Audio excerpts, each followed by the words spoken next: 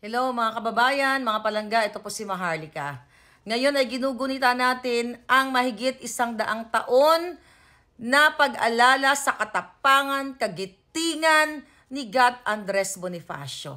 Yung lumaban dito sa mga mananakop na banyaga upang makalaya tayo sa kanilang paninikil, makalaya tayo sa korupsyon, kahirapan, pero nakakalungkot sa araw na ito ni Gat Andres Bonifacio, ganun pa rin po ang sinisigaw ng ating mga kababayan. Dahil meron tayong presidenteng Adictos Benedictos na katulad ni Marcos Jr., kasabwat ang kanyang asawa, kasabwat ang kanyang pinsan, kasabwat ang kanyang mga cabinet secretaries na mga taksil sa inang bayan. Kaya nakakalungkot mga kababayan, sa taon-taon nating nagdiriwang, naggunita ng araw ng mga katipunero, ay ganun pa rin ang ating sinisigaw.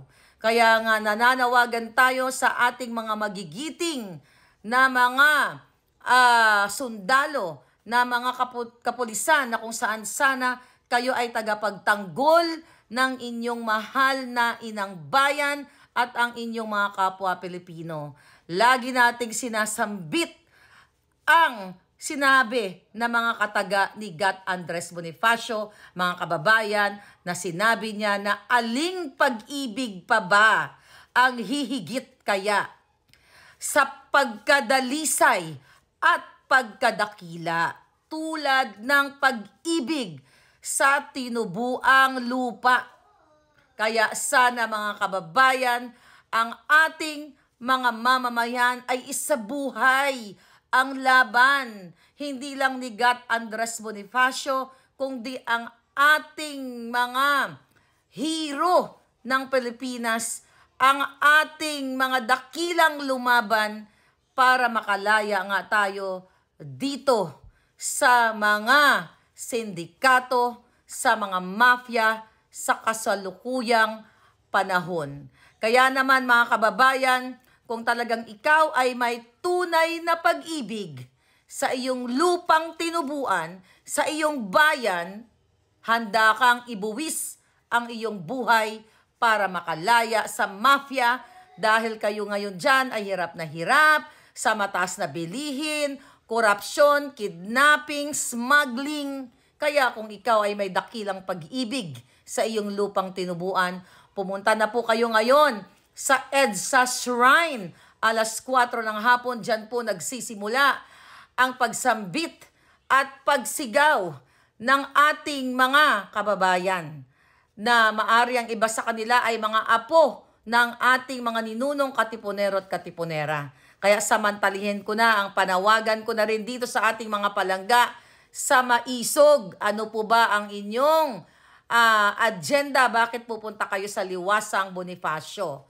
Kung ang agenda ninyo ay para iparinig ang inyong boses na ayaw nyo na sa presidenteng bangag, ayaw nyo na sa presidenteng adik, bakit po kayo pupunta sa Liwasan? Wala pong nakakakita dyan sa inyo dahil madilim dyan. Ang tunay na peaceful movement ay nasa EDSA. Huwag na po tayong mamulitika.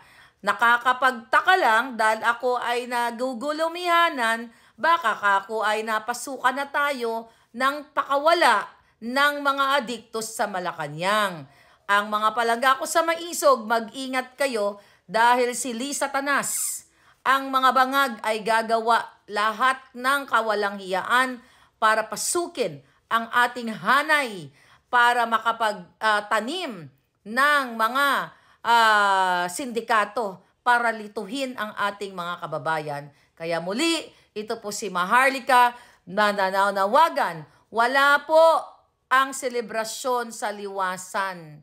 Dahil although Liwasang Bonifacio yan, mga kababayan, huwag na nating lituhin ang ating mga kababayan. Doon na po tayo sa EDSA Shrine dahil pang-5 araw na natin itong pakikipaglaban. Dumadami na ang mga kababayan nating nagigising. Kaya kung ikaw ay may pag-ibig at dalisay ang iyong pagmamahal sa iyong lupang tinubuan na paulit-ulit at taon-taon na sinasambit natin sa paggunita sa katapangan ni God Andres Bonifacio, pumunta na po kayo sa EDSA Shrine.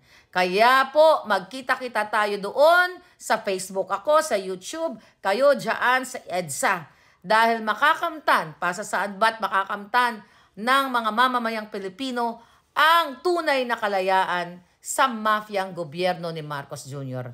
Mabuhay ang mga anak ng Katipunero at Katipunera, kaya pagpapatuloy po natin ang laban natin ngayong araw sa EDSA. Mabuhay kayong lahat. Ito po si Marlica.